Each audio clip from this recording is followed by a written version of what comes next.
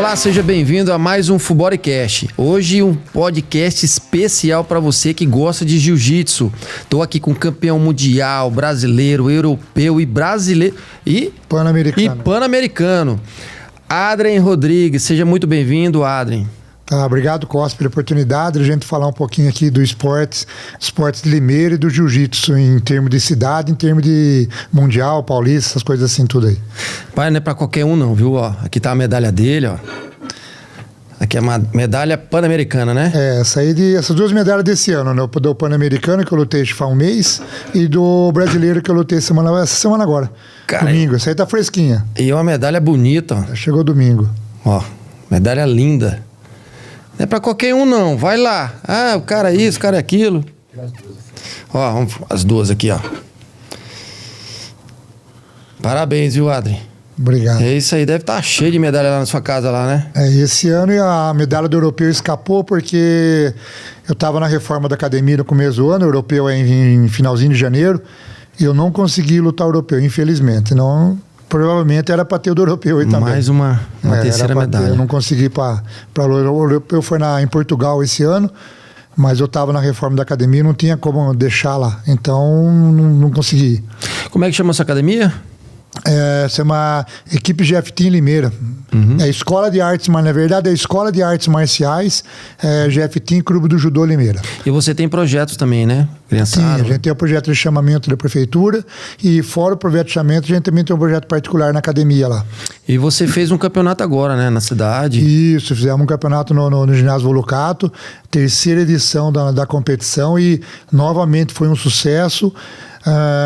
Tinha 600 e poucos inscritos, 340 crianças inscritas na competição. Foi um dia lá que a gente começou de manhãzinha, fomos até 5 horas da tarde, um campeonato, graças a Deus, tudo certo, super organizado, todo mundo saiu contente dela. E é um tema muito forte, né? Porque quando você incentiva as crianças a praticar, porque tem bastante criança, a gente vê a molecada lá, chama muita atenção, né?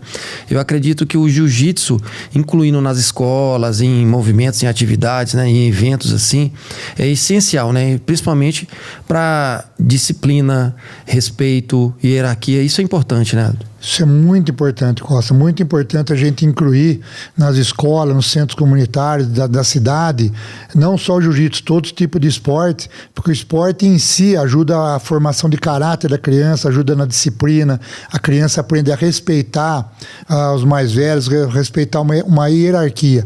E o jiu-jitsu, sou suspeito de falar porque eu sou do jiu-jitsu, mas o jiu-jitsu por si só é um esporte que consegue transformar a vida de muitas crianças. Eu já vejo isso há muitos anos que eu dou aula, muitos anos que eu tenho projeto. Então a gente sabe o poder do jiu-jitsu na formação do caráter de uma criança. E um grande poder dele também é a questão de inclusão, né? A inclusão é forte. Exatamente. A gente tem no nosso projeto algumas crianças autistas que treinam com nós. Inclusive tem um menino na minha academia que ele começou a treinar lá e eu tenho até esse relato da mãe dele, tudo que não só ele, tem mais até, mas esse aí, quando ele chegou na academia, ele não olhava na cara de ninguém, ele ficava de cabeça baixa, que eles andam nas pontas do pé e eles não olham, eles não encaram a gente no olho, né? É uma característica do autismo. E hoje em dia, ele treina com as crianças, ele brinca com todo mundo, você conversa, ele responde, ele olha pra você. E a mãe dele falou pra mim, ele melhorou muito depois que ele começou no jiu-jitsu. Porque o jiu-jitsu, por ser um esporte de muito contato ali, ele é obrigado a ter contato com as outras crianças para praticar o esporte. É diferente de, às vezes, um esporte que você não tem. Você pega um vôlei, o autista num vôlei. Ele tem pouco contato com a outra criança, não tem aquele contato físico com a criança. E o jiu-jitsu proporciona isso. Então ele começa a acostumar a ter esse contato físico com outra criança e ele leva isso para a vida. Aí ele começa a ter um contato melhor na escola, em casa, com os pais, porque ele acostuma com esse contato físico, aquela amizade que ele tem com as crianças do jiu-jitsu. Então tem vários exemplos, tem desse menino que eu estou citando agora aqui, o quanto que ele melhorou depois que ele começou a praticar jiu-jitsu. E às vezes os pais também interagem, às vezes até participam também, fazem aula, né? Não é difícil você, uma pessoa mais velha, uma pessoa mais nova, tá treinando. Não tem problema nenhum, pode participar junto, quer dizer, a academia é aberta lá, os pais estão lá, às vezes o pai pode participar junto. A gente às vezes evita um pouco, porque a criança, perto do pai ela tem um comportamento e longe do pai ela tem outro. E às vezes quando o pai está próximo da criança ali, inibe um pouco a criança, elas ficam meio... Então às vezes o pai está sentado lá, está lá do outro lado, a criança está pro lado de cá, a academia é grande, a gente consegue fazer isso. Então a criança perde um pouco de contato com o pai e é obrigada a ter contato com outras crianças para ter outro tipo de interação. Isso aí ajuda muito no desenvolvimento, principalmente dos autistas. E assim, uma dica muito importante que eu falo para todas as academias, né? Professores se adaptarem, né? Fazer curso, né? Se inteirar nessa questão do autismo, da inclusão, né? Porque é muito importante, é um tema bem relevante. Eu acho que tem que ter políticas públicas onde a própria prefeitura apoia isso, né? Abrindo as portas das escolas ou de academias, né? Fazendo essa inclusão, né? Das crianças, porque não é só a inclusão das crianças, mas dos pais também que passam por problemas. Só quem tem filho autista em casa sabe do problema que é. E a gente não só para ficar em debates, né? Em manifestações, ou falando isso, falando aquilo, mas praticar mesmo, né? Eu sou suspeito em falar que também gosto do jiu-jitsu e tô sempre batendo em porta das escolas aí para se abrir as portas para o jiu-jitsu. Então eu acredito muito na inclusão do jiu-jitsu, né? Onde se abre as portas para o autista. É muito importante a gente ter política pública, né, Costa, que fomente essa inclusão de autista dentro de academia, dentro de centro comunitário, porque acontece muito que às vezes a própria mãe ou os pais não levam, por causa do filho ser autista, tem um certo receio de levar a criança às vezes no centro comunitário, às vezes na própria escola, às vezes para praticar um esporte, porque não tem uma política pública voltada especificamente para eles lá. Então, se acontecer isso, é uma coisa que vai ajudar muito a cidade, vai ajudar muitas crianças aqui que têm o autismo, e o pai vai ter uma segurança um pouco maior para levar. E falar, vou levar meu filho lá, mas eu sei que ele vai ser bem cuidado, apesar que a gente sabe que vai ser bem cuidado, mas é mais uma segurança para o pai, se ele tiver uma política pública voltada para as crianças com autismo.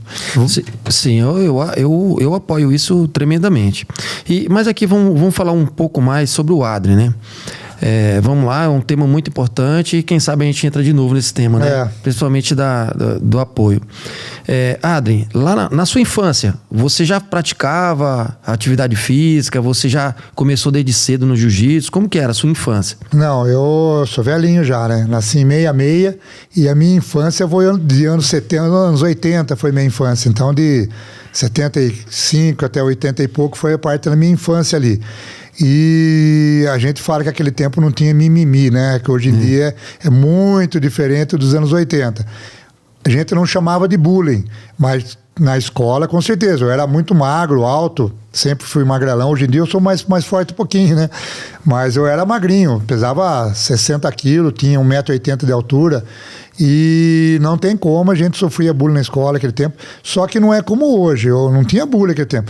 Se sofria na escola, você apanhava lá e ficava por lá mesmo, e se chegasse em casa, reclamava, apanhava de novo em casa. Era mais ou menos assim antigamente. Os pais eram assim, falaram, se brigar na escola, se apanhar, você nem me fala que chegar aqui você apanhar de novo. Não meu pai era assim, mas todos os pais daquele tempo era desse jeito. E era aquele negócio, vou te pegar na saída, e na saída tinha briguinha lá e acabava lá. A diferença de hoje é que antigamente a gente brigava na mão, né? Ninguém levava faca pra escola, arma, não tem. Hoje em dia mudou isso aí. Antigamente era na mão mesmo ali, acabava a briga, acabava ali, acabou tudo. Hoje em dia mudou isso, né? E apanhava na escola? Apanhava. Apanhei muito na escola, viu? Eu fiquei esperto depois que eu fiquei adolescente, que eu cresci, que eu peguei 17, 18 anos, aí melhorou, mas na escola não era fácil, não. Mas naquele tempo era até uma coisa normal, nem usava a palavra bullying naquele tempo. E foi assim, o que era anos 80? O que a gente fazia? Campo de futebol, qualquer pasto. Eu morava ali na Vilaginho, Nova Itália ali, tinha muito espaço vazio ali. Todos os pastos vazios ali eram um campo de futebol. Então a gente tinha ali Rua 12, Rua 13, Rua 14, Rua 15... Cada rua tinha um time de futebol. Cada rua tinha um time. E tinha os pastinhos que eram os campos de futebol. Então a gente só jogava bola. Aquele tempo era só bola. Vocês mesmo que cortava a grama. Cortava a grama, fazia as traves, fazia a camiseta, fazia o símbolo assim, colava na camiseta de papel mesmo, desenhava na mão, né? Que no tempo não tinha impressora, esse monte de coisa nada. E montava os times, cada rua era rua contra rua ali, todo dia, hoje nós vamos jogar contra a Rua 13, hoje vamos contra a Rua 14. A turma descia lá e era desse jeito. Aqueles tempos não tinha muito esporte diferente disso. Futebol. O jiu-jitsu eu comecei em 99 na Academia do Bosco. E aquele mesmo não tinha, né? Jiu-jitsu começou no Rio de Janeiro, depois veio para São Paulo, e no interior aqui não tinha jiu-jitsu. Quando eu comecei aqui em 98, tinha o Crispim, só que dava aula, e eu acho que o Hermeson, que é o Hermeson Tim, falava o time dele, inclusive ele foi até meu professor na faculdade. Só tinha os dois que davam aula aqui, e eu comecei como aluno lá no Bosco. E dali para frente comecei, gostei muito do jiu-jitsu, me achei dentro do esporte, comecei a participar de competição já em 99, comecei a me dar bem já nas competições. E é uma coisa que já é de mim, eu me dei bem com esse tipo de arte marcial. E aí não parei mais, estou até hoje. E o jiu-jitsu é uma modalidade, cara, que você entra... quando eu entrei no jiu-jitsu, eu dormia pensando nos movimentos, nossa, viajava. Você entra ali numa disciplina, né? Porque tem uns rituais, né, do jiu-jitsu, né? Que você tem para entrar no tatame, para pisar no tatame, para sair, pedir licença para o professor. Se todo mundo erra, você paga um corredor. É mais ou menos isso, né? O jiu-jitsu tem as regras do jiu-jitsu, né? Que é por isso que o jiu-jitsu ajuda muitas crianças, porque a gente tem a regra para entrar no tatame, para sair do tatame, respeito com o professor, respeito com os faixa preta, respeito com os colegas de treino, e tem a parte do você ter que desistir da luta, que o cara bate, você tem que parar de aplicar um golpe. Então tem esse respeito entre os lutadores de jiu-jitsu, que qualquer golpe que aplica, eu sempre na academia eu falo isso, quando alguém se machuca dentro da academia, o culpado não é quem está aplicando o golpe, o culpado é quem não bateu, pediu para parar. Eu falo para meus alunos isso aí. Por quê? O cara encaixou qualquer golpe em mim, eu bati, a luta parou. Agora, se eu não bater, o cara vai puxar, vai machucar. Quem que é o culpado? O cara que não bateu. Então a gente tem que ter esse respeito dentro do jiu-jitsu, ele tem que saber a hora que a gente tem que parar. E é por isso que ajuda muito na formação de criança no jiu-jitsu. É isso. Você falou do Bosco, né? Eu cheguei a treinar lá com o Crispim, no Bosco, de sexta-feira, que era o Rola dos Preta, né? E eu tava na Polícia Militar e eu sabia nada, né? Aí eu entrei lá no tatame, aí quem que o Crispim pediu pra mim rolar? Com o do Paraíba. Né? O Du já era faixa preta, campeão da galáxia, de tudo que é lugar aí, né? Cara, eu vi um cara que tinha 1,70m. Por aí, o Du deve ter leve ainda. 70 quilos. Por aí, mais ou menos. Eu tava treinando pesado, tinha uns 115 quilos. O cara me imobilizou de um jeito, não é possível. Eu ficava ali, né? Esse cara pegou segurou aqui. Então aqui dali eu já me apaixonei, né? E eu aprendi porque eu sempre só ia na sexta-feira. E era só rola de preta, então eu era amassado. Você se apaixonou pelo cara? Como que é? Me apaixonei pelo jiu-jitsu, cara. Pô. Todo mundo sabe que eu sou hétero, pô. Não tem erro aqui. Aqui bateu, pegou, mano. Sabe como é que é? Então é assim, eu me apaixonei pelo jiu-jitsu. Ali foi, porque, pô, como é que uma pessoa inferior no tamanho, né, no peso, e mobilizar um cara grande, forte, pô, de brigar, sair na porrada, paulada ali, pedrada. Sempre participei, sempre tive brigando, né? E um cara me mobilizar daquele jeito, né? Mas, assim, pra mim, eu continuei. E pra mim foi muito importante o jiu-jitsu. Eu até queria te perguntar, em relação à atividade física, o jiu-jitsu, o que ele significa no seu dia a dia? Como um trabalho, na sua questão de saúde, o que ele é bom, ele realmente influencia na sua vida? Sempre influenciou. O jiu-jitsu, ele mudou o meu patamar de vida. Eu posso até falar depois, desde o começo até hoje, mas o jiu-jitsu, eu posso falar que, não só a mim, que eu já sei de muita gente que mudou, mas o jiu-jitsu mudou minha vida. Mudou, assim, muito para melhor. E em parte vamos falar de preparação física, de desenvolvimento, tudo, a jiu-jitsu ajuda muito, porque o jiu-jitsu é uma coisa que você precisa ter uma capacidade pulmonar boa para treinar, você precisa ter um alongamento bom, você precisa ter força, tipo de força, você precisa ter uma força isométrica boa, uma força excêntrica, concêntrica boa, uma força máxima. Então você consegue trabalhar uma grande variedade de capacidade física numa única luta. Então, o jiu-jitsu, quando você treina o jiu-jitsu, eu treino mais um pouco em alto nível, mas mesmo sem treinar em alto nível, quando você chega numa academia, você vai fazer o seu aquecimento ali, é um aquecimento normal, mas quando você vai para uma luta com outra pessoa, você está ali no chão, você é obrigado a melhorar seu alongamento, você é obrigado a melhorar os vários tipos de força, sua capacidade aeróbica para mudar, sua capacidade anaeróbica muda, porque você usa isso durante o combate.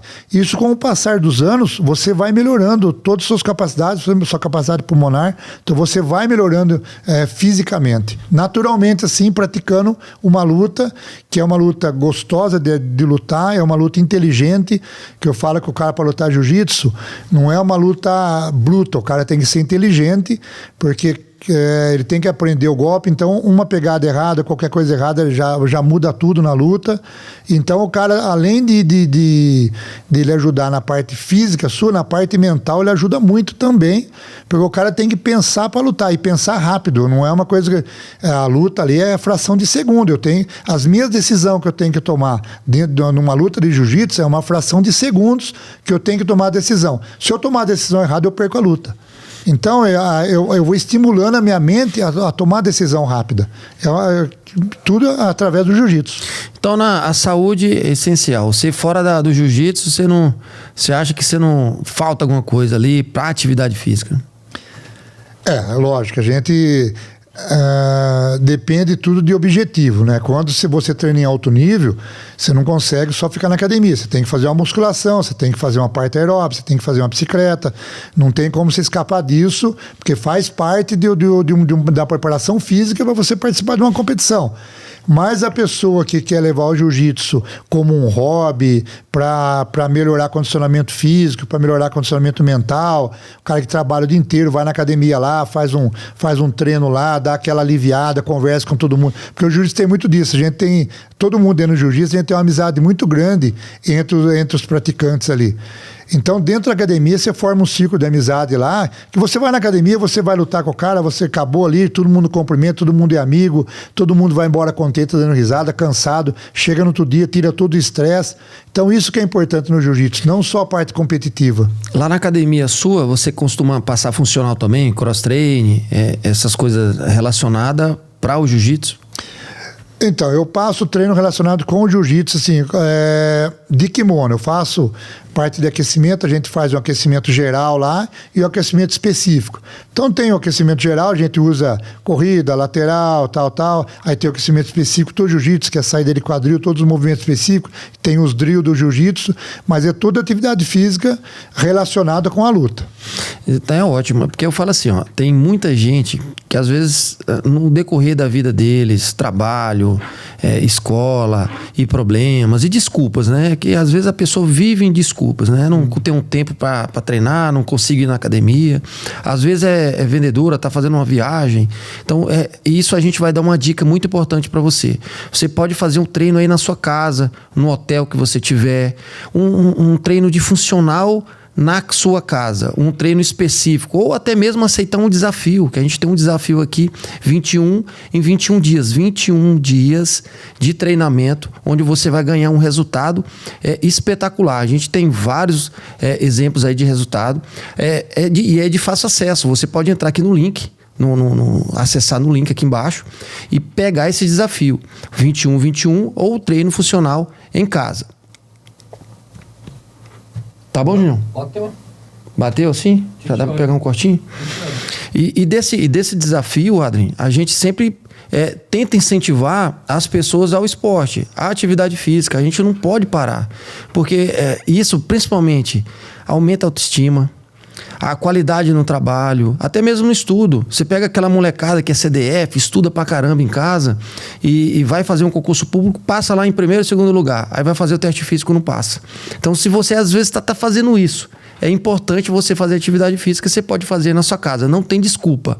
Qualquer hora, em qualquer lugar.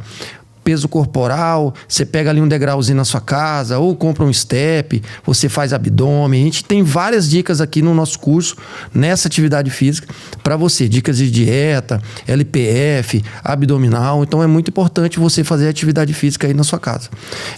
Continuando, Adrien. O jiu-jitsu para você, você acha que vai até o final da vida? Vai até uns 90 anos, 100 anos ali, porque a média nossa é 100 anos, né? A gente não... O jiu-jitsu, ele por si só, você consegue está numa idade mais avançada e consegue continuar treinando. Eu tenho um aluno meu, faixa preta lá, o... Puta, vai ficar bravo comigo que eu esqueci o nome dele. Ele é de Rio Claro e treina com nós aqui. Ele tem 70 anos, faixa preta, e ele vem todo final de semana, ele vem pra cá treinar com nós e treina com a molecada lá, tudo.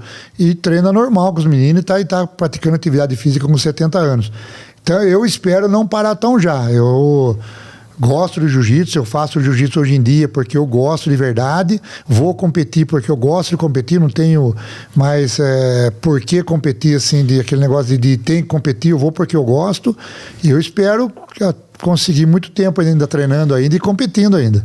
Não, porque é muito legal, né, cara? Porque não é pra qualquer um, não.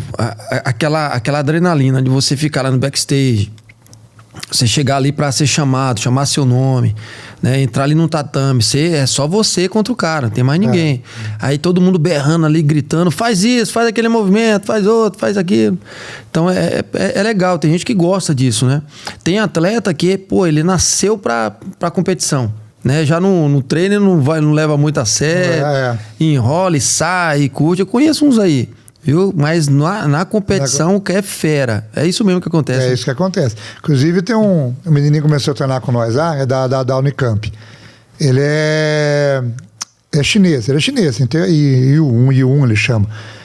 E ele treina dando risada, chega no treino dando risada, conversa com todo mundo, ele faz todos os rola dele dando risada. Aí teve a competição de Limeira, ele fazia um mês de treino. E ele falou, professor, eu queria competir. Eu falei, você que sabe, você tem um mês só, você é faixa branca, faz o que der lá, não vale dar soco, não vale dar chute, o resto se vira lá. E ele ganhou 2 lutas e ficou vice-campeão, perdeu a final. E você viu ele lutando lá, lutando dando risada. Ele acabou a luta, ele abraçou o adversário dando risada, conversando e falando e dando risada para todo mundo. Então ele não tem esse nervosismo da luta que ajudou muito ele, porque quando o cara fica nervoso para lutar ali, atrapalha muito, que tem caras aí que na academia luta muito bem, chega na competição devido ao nervosismo, não consegue lutar. Tem muita gente que não consegue lutar competição por causa disso. Aí eu vi, eu falei pra ele, falou, você foi bem porque você não ficou nervoso, você conseguiu. Ele levou como se estivesse brincando ali, como se estivesse dentro da academia. E no fim ganhou 2 lutas aí e ficou vice-campeão Limeira com 1 mês de treino. Porque ele é bom de jiu-jitsu? Não sabe nada de técnica, mas ele conseguiu se virar ali, ele entendeu como é que é a luta, o que ele tinha que fazer, que ele tinha que fazer isso, ele sabia o que ele tinha que fazer, não tem técnica, mas... Todos faixa branca não tem muita técnica, né? Eu falei pra ele, o cara é faixa branca igual você, seu peso e sua idade. Chega lá, e vai pra cima dele, vê o que você consegue fazer. E deu certo. Cara, a ansiedade é muito grande na hora que você vai entrar na luta. Eu lembro que foi uma competição lá no SESI, eu era faixa branca, tinha 3 meses também. Aí o mestre Crispim, Costa, vamos lá, vamos pra competição. Aí eu entrei, aí era super pesado. Que é até 100 kg e 500 é super pesado, acima é pesadíssimo. É pesadíssimo, foi pesadíssimo. Pesadíssimo é acima de 100 kg. Aí vamos lá, só os ogros, né? Aí cheguei lá, um lemão com a mão de pedra lá, rapaz. O cara ralou minha cara inteira, esfolou, mas eu tinha levado a vantagem. Aí eu fiz uma raspagem lá, ganhei uns pontos. E ele ficou me amassando ali, acho que era 5 minutos. Né? 5 minutos. 5 minutos lá, amassando, eu saí, eu ganhei, mas eu não queria ter ganhado, não. Mas ralou minha cara inteira. Mas dali eu fui gostando, fui pros campeonatos. E em alguns, né, a gente ganhou. Só que assim, dentro da academia, como eu tenho academia também, a minha metade da academia era pro jiu-jitsu, era pra atividade. Só que eu fui pra parte financeira. A parte financeira eu já fui para musculação, porque eu não vi muito retorno na atividade do jiu-jitsu. E isso pesa também para você? No retorno financeiro, porque, pô, cara, você tem que gostar muito, sabe? Você tem que se dedicar, abrir academia ali, o tatame é caro, e manutenção, e água, e luz, e aluguel, e tudo isso, funcionário, e limpeza, sabe? Tem que ter um retorno, tem que ter uma valorização também, até mesmo dos atletas, né? Dos alunos, que às vezes tem atleta que não tem condição financeira, mas ele é um bom atleta e acaba pegando bolsa, nem paga a mensalidade. Verdade. Tem esse problema, né? Tem, infelizmente a gente tem. Na academia a gente tem esse problema, porque se você comparar o jiu-jitsu com a musculação dá muito mais dinheiro que o jiu-jitsu. Porque musculação, se você colocar 400 alunos na academia, 300 alunos na academia, você consegue fácil. Se você tem uma academia lá relativamente boa, o professor bom na academia, você vai colocar 300 alunos lá com facilidade até, vamos falar assim. Agora, para você colocar 300 alunos numa academia de jiu-jitsu, é muito difícil. Porque tem várias academias que tem e tal, então divide muito o público. É um público um pouco mais selecionado. Musculação qualquer pessoa faz. O jiu-jitsu já tem até um certo receio, tem um pouco de seleção de pessoal que vai treinar um jiu-jitsu, né? E apesar que o passar dos anos agora melhorou muito isso aí, porque hoje em dia o jiu-jitsu tá meio na moda, né? Para treinar. Estão vendo a importância do jiu-jitsu, estão notando isso aí. Mas acontece que os professores mais antigos, vamos falar no caso aqui de Limeira, os professores mais antigos aqui, a gente tem bastante aluno que a gente consegue manter a academia, que no meu caso, do Crispinho, do Paraíba, até o Márcio Mecati, citando os nomes aí que eu estou lembrando aí, que são os professores mais antigos, então a gente tem um número bom de alunos que a gente consegue manter a academia. Mas é manter a academia e não dá para ter aquele lucro que você fala assim, tô ganhando muito dinheiro no jiu-jitsu. Não ganha. Ainda mais eu que participo de competição. Então eu, além da academia, eu tenho minha outra profissão, né? Que eu trabalho com refrigeração, que é o que complementa a minha renda, e quando a academia, eu não ganho muito na academia, mas eu tenho a refrigeração, que eu trabalho desde 20 anos de idade, e tenho também uma grande clientela aí, então é o que complementa a minha renda, porque eu não consigo viver só do jiu-jitsu, não dá para viver. E isso é eu, que tenho bastante alunos, os outros professores. Agora, os professores que estão começando a aula agora, os caras vão ter 10 alunos, 15 alunos, 12 alunos, não pagam nem o aluguel. Não paga, é ruim. E às vezes o próprio atleta, né? O cara que vai campeão brasileiro, sobe no ranking. A gente conhece o Cantareira, né? Que leva o nome de Limeira em alguns campeonatos. Alguns não, todos, os top, né? Pra mim, ele é um nome forte na cidade de Limeira. E a gente não vê incentivo, né? Principalmente uma bolsa atleta, a dificuldade que tem para alcançar isso, sabe? Aí quem que paga? Viagem do cara, porque se ele trabalhar o dia inteiro, ele não consegue ter esse alto nível. Não consegue ter alto nível. O cara não quer trabalhar. Não, é atleta. E às vezes a gente consegue a passagem, ajuda, faz um patrocínio aqui, outro, e consegue pagar a inscrição. Até mesmo você tem a inscrição é cara.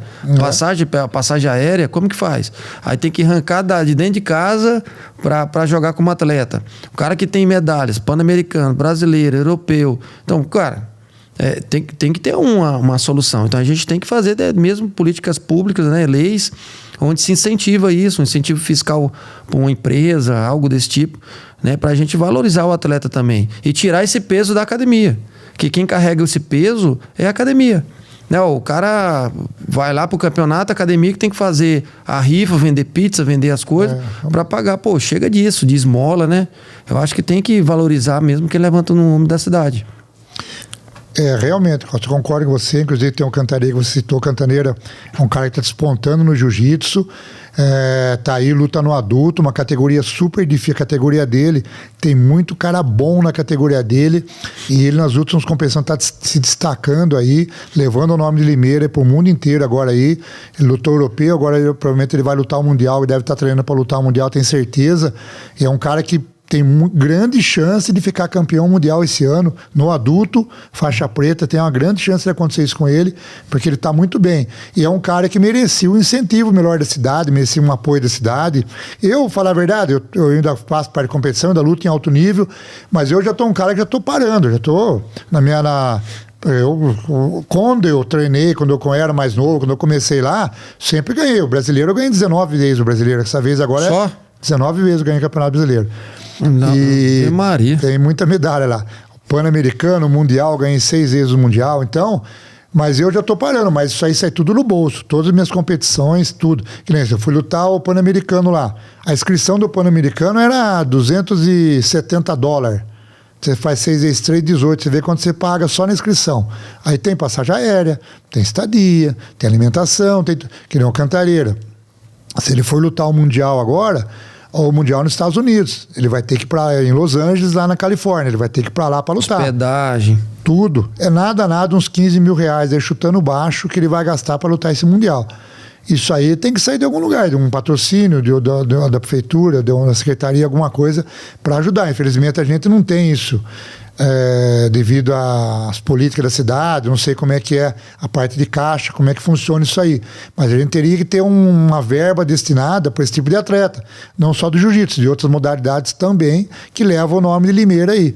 Porque a gente chega numa época de alto nível aqui, de uma idade, que a gente não tem esse tipo de incentivo na cidade, né? É que tem uma enxurrada, agora virou febre a criançada nas competições. Isso, quer dizer, foi bom você falar, então, você tocar esse assunto. A molecada, vou falar agora na minha academia tem umas 5 lá que treinam lá na academia, firme, ela pega na mão e esmaga, aí você vê a criança de 7 anos. Você imagina ela com 18, 19 anos, você acha que ela vai ser agredida? Então, com certeza não. Porque o que eu vejo, inclusive até aproveitar o podcast para pedir para empresário, para aqui dentro da cidade, que tem empresa da cidade, para ajudar. O que acontece que eu vejo isso no projeto, vou aproveitar o gancho do Costa aqui, vou falar em termos de projeto. O que eu vejo lá? Eu tenho no projeto da prefeitura lá muitas crianças que eu vejo neles um futuro campeão. As crianças são muito bons de jiu-jitsu, tenho certeza que não é só no meu projeto, tenho certeza no projeto do Crispim, em vários projetos de cidade aí, tem muitas crianças lá que são futuros campeões. Mas a verba que a gente tem do projeto da prefeitura, eu consigo levar as crianças em competições regionais aqui. Então eles vão lutar em Piracicaba, eles vão lutar em Campinas, até São Paulo ainda eu consigo levar de vez em quando, eles vão lutar, sei lá, um pouco no interior de São Paulo. Eu não consigo, não tenho verba para levar essa criança para lutar num Open no Rio de Janeiro, para lutar em Florianópolis, para lutar em Minas, que as grandes competições, não está aqui em Limeira, eu tenho um circuito de competição da Confederação Brasileira, que eles fazem, a competição de criança eles fazem uma vez em cada estado. Então tem no Rio, tem em Florianópolis, tem em Curitiba, tem em Minas, tem em Brasília, tem em Manaus, tem em Fortaleza, tem em Vila Velha, Espírito Santo. Então, essas crianças do projeto, que eu tenho do projeto, tem várias crianças aí elas não têm condição. E a gente também não tem condição, porque né, você vai ter que ter não dá para ir voltar no mesmo dia. Tem hotel, tem ônibus, tem tudo isso aí. Então eu queria os empresários de Limeira aí que tiver a condição, que puder ajudar uma criança, tenta destinar essa verba para criança de projeto, para criança de periferia, para criança que realmente precisa de um incentivo para começar a competir em alto nível. Porque às vezes tem muita criança... Pode até a turma falar mal de mim e falar, mas é a verdade. Tem muita criança que tem o pai rico, que tem dinheiro, só que conhece muito empresário, porque aquele negócio, eu sou empresário, eu tenho muito amigo empresário. Sim. Eu tenho meu filho lá.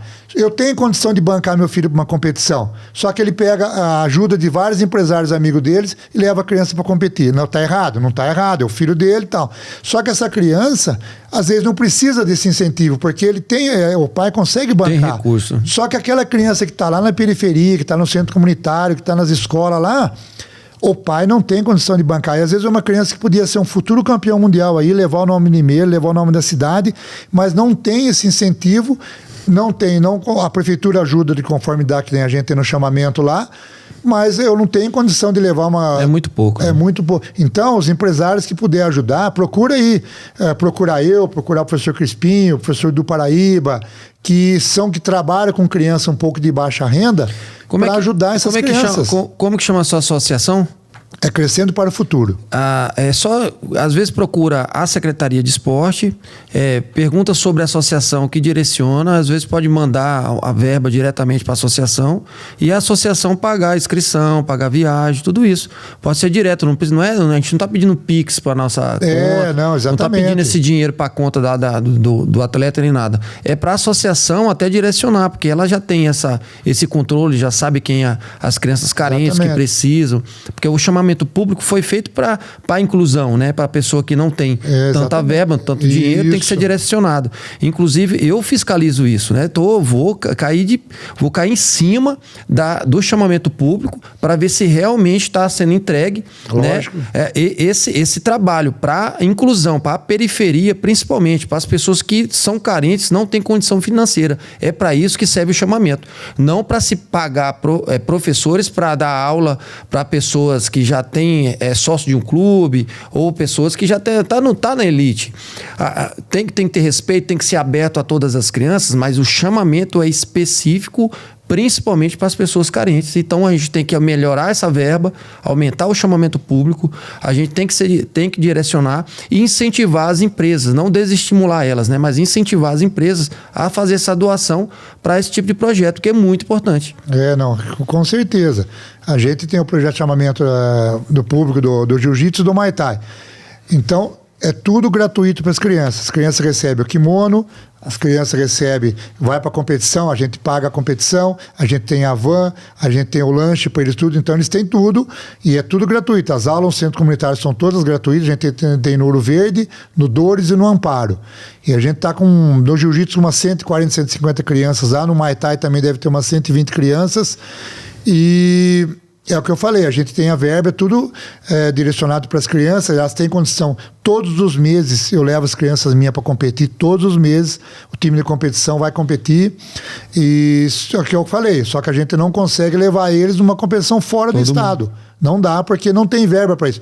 Se tivesse um aumento de verba, alguma coisa assim, logicamente que a gente iria levar, mas a gente tem uma verba limitada e a gente divide, vamos pôr, a gente tem uma verba lá anual, a gente divide isso por 12, e depois que a gente dividiu por 12, a gente tem que dividir pagamento de professor, aí tem o kimono, aí tem competição, aí tem van, inscrição no... Então, quando a gente, se você pulveriza, você divide isso, mensalmente é muito pouco. Você não consegue fazer muita coisa. Tem que aumentar o valor do chamamento, eu sei que o valor é pouco, eu acompanho, tem que ser, porque pagar professor, van, transporte, o lanche é de extrema importância. Você não sabe como o lanche chama a criançada. Muito. Né? Porque às vezes ela não tem o alimento, às vezes ela nem almoçou, né? Se for um trabalho à tarde, ela não tomou café, ela vai só para comer aquele lanche.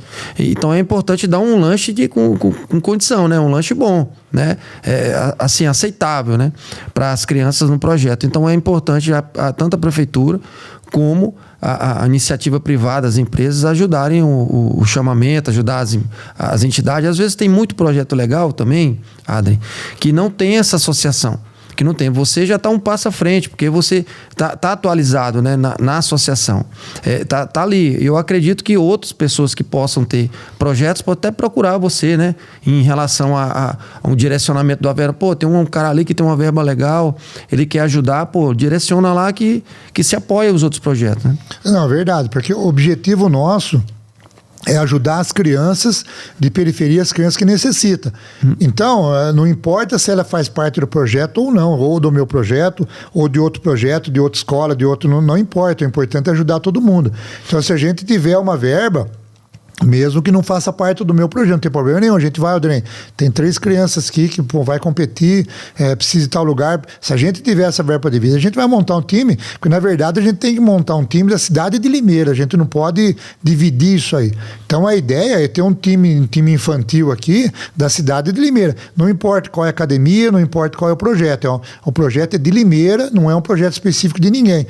Então a ideia é essa, se a gente tivesse uma verba, ou de empresários, se a gente vai dividir essa verba, tem 15 crianças que tá apta a lutar no Rio de Janeiro, são todas crianças com vulnerabilidade social, crianças de bairro, de periferia. A gente vai lutar no Rio de Janeiro, a gente vai precisar de tanto diverso. Se a gente tem essa verba, não importa de qual academia, a gente vai pegar essas crianças e vai com ela para lá. E Adrien, vamos falar agora um pouco da luta em si.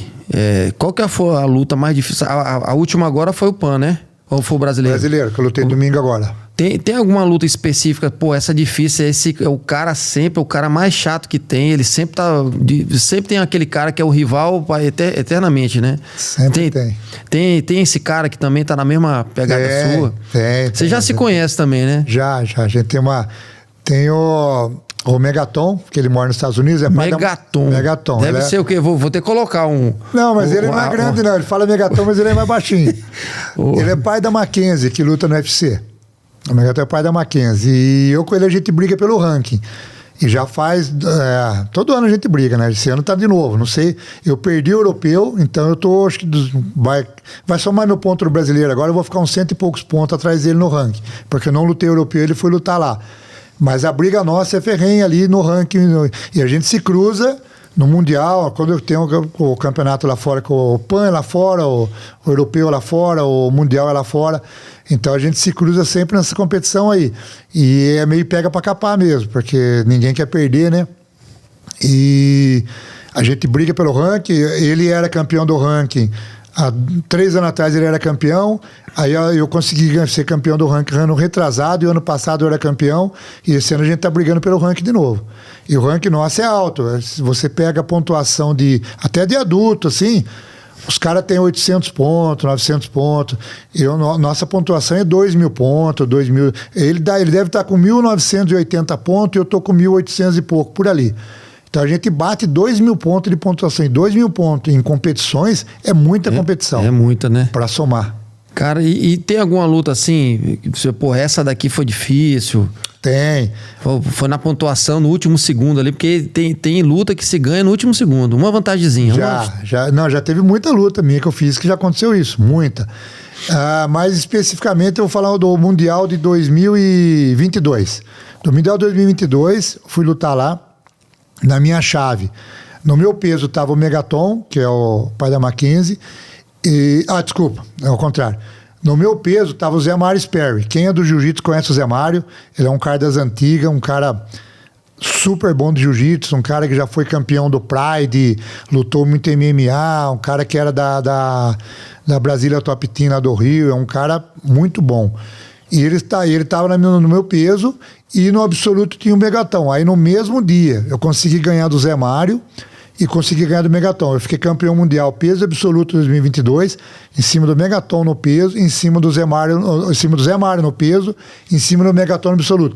E é uma coisa que qualquer cara que visse assim, antes da luta, ia falar, pô, não vai ganhar. Qualquer cara do jiu-jitsu que visse assim, ia falar assim, pô, ele não vai ganhar. Não vai ganhar do Megaton e não vai ganhar do Zé Mário. Aí pode ser, o Megaton um pouco bem leve que eu. Pô, o Zé Mário é o mesmo peso. Pô, não vai ganhar do Zé Mário. Eu consegui chegar lá e ganhar do Zé Mário. E foi assim a luta. Eu consegui pontuar no começo. Eu tava com 2 vantagens no começo. E ele chegou na meia guarda. Ele fez uma vantagem na meia guarda. Faltava 2 minutos para terminar a luta linda. E eu por baixo na meia. E ele tentando passar a meia guarda. Ele fez de tudo. Você pega o vídeo... Só faltou morder. É 2 minutos e tudo. Ele tenta...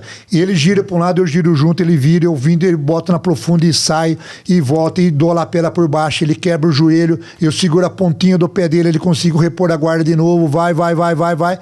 E eu consegui levar a luta até o final desses 2 minutos. Ele por cima da minha guarda tentou atacar pé, tentou atacar a mão. Tentou de tudo. Ele não conseguiu fazer a vantagem. E eu consegui terminar a luta ali, olhando pro tempo e segurando ele ali, que eu não conseguia raspar ele.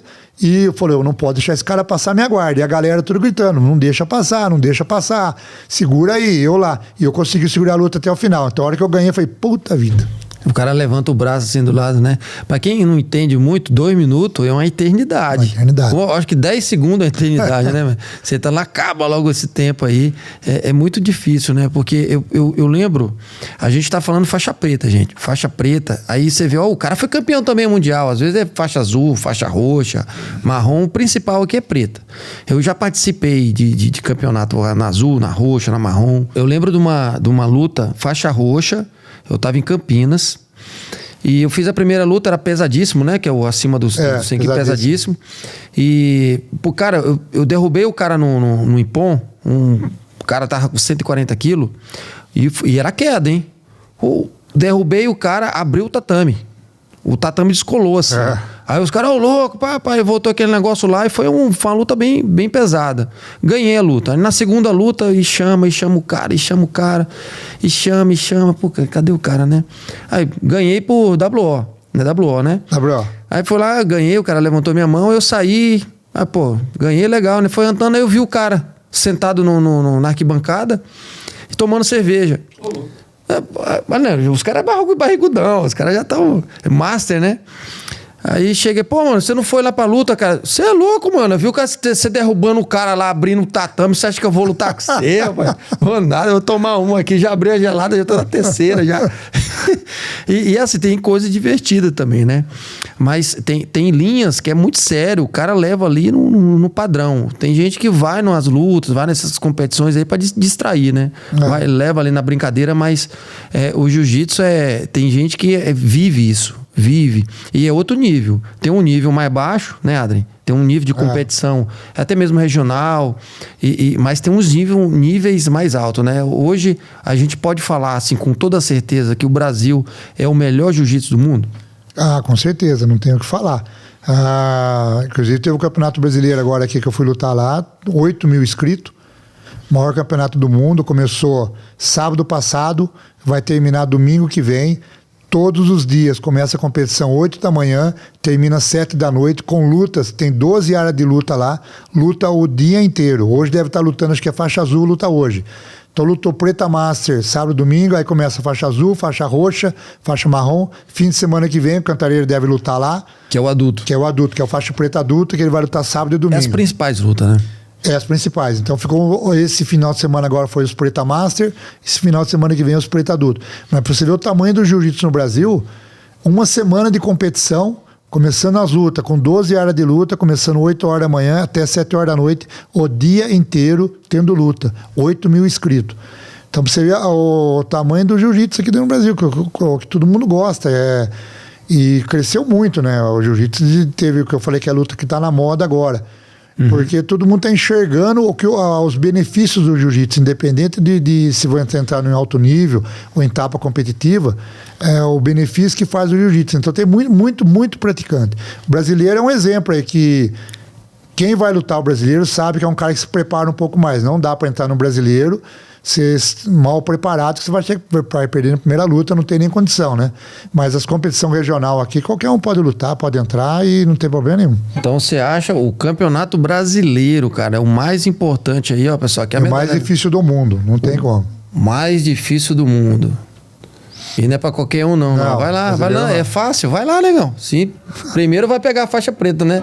Vai pegar a faixa preta, depois vai entrar lá. Lutar de faixa preta lá. Vai lá lutar. Pô, Adrien, é muito importante isso. O jiu-jitsu também é minha bandeira, gosto muito. Foi um prazer falar com você nesses temas, né? Parabéns, espero que você não chegue nos 100 anos aí campeão ainda de muita coisa. Também espero. Né? A gente tem que trabalhar nisso. Você pode contar sempre comigo aí no apoio do jiu-jitsu, principalmente na nossa cidade. Eu acho que o Brasil, o mundo aí, está abrindo o jiu-jitsu, inclusive em Abu Dhabi. Isso, é um bom assunto. Eu posso até falar um pouquinho sobre isso. Em Abu Dhabi... Emirados Árabes. Emirados Árabes. É o rei, né? O Sheik. O Sheik. O que o Sheik colocou lá? Porque é o seguinte, eu trabalhei e morei 3 anos nos Emirados Árabes, trabalhando com jiu-jitsu lá. E eu dava aula no exército lá. Eu não vou ficar contando a história de novo, mas enfim, o Sheik dos Emirados Árabes, ele viu a importância do jiu-jitsu no desenvolvimento de criança. Emirados Árabes tinha muita criança obesa, criança que não fazia atividade física, criança que ficava em casa porque eles têm lá aquele problema de dividir homem com mulher, de não ter muito contato, então eles têm muitos problemas dentro dos Emirados Árabes. O Sheik percebeu isso aí. E o que ele fez? Ele, através do filho dele, ele conheceu o jiu-jitsu e ele viu o poder que o jiu-jitsu tem em transformar a mentalidade e o caráter de crianças. O que ele fez? Porque lá não é democracia. Lá o Sheik falou, eu quero essa caneca vermelha, dá 10 minutos essa caneca vai estar vermelha aqui.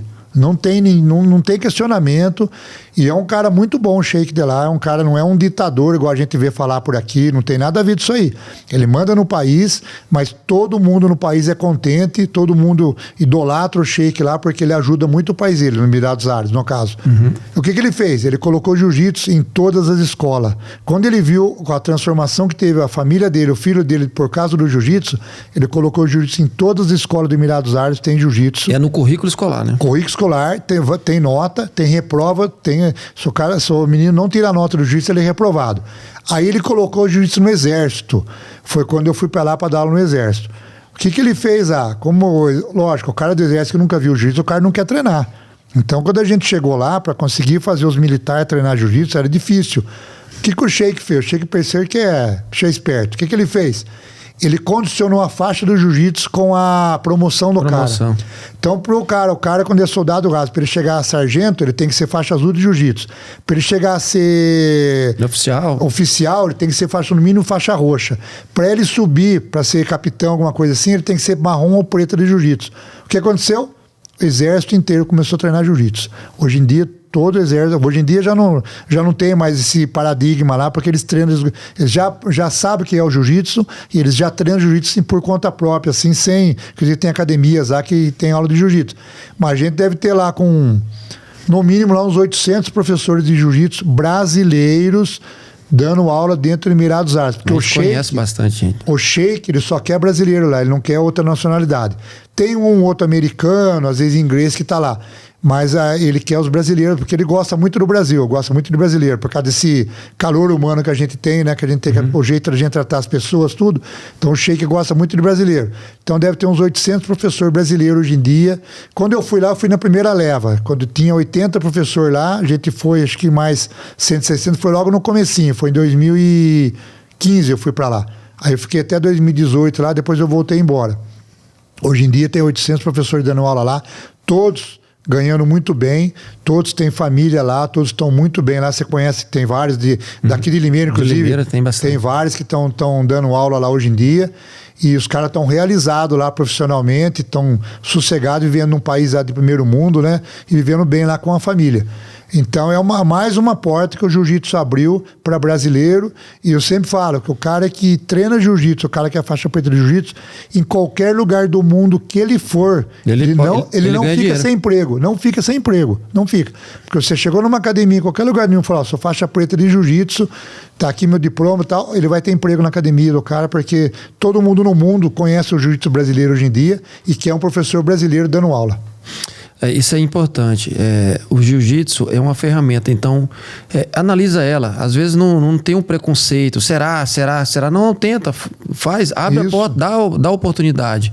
Não é uma ideologia nem uma religião, né? Mas é uma inclusão para todas as idades, gênero. Qualquer pessoa pode fazer o jiu-jitsu. Deficiente, seja autista, físico ou cognitivo, sabe? Qualquer problema, a gente vê aí, tem tantos vídeos aí de inclusão, sabe? Muito especial. Eu acho de extrema importância a gente analisar o jiu-jitsu também, né? A gente sabe que o nosso país é o país do futebol, mas eu acredito que o jiu-jitsu está longe ainda, mas pode estar batendo aí numa porta aí que um esporte primordial aqui na nossa cidade, é muito importante.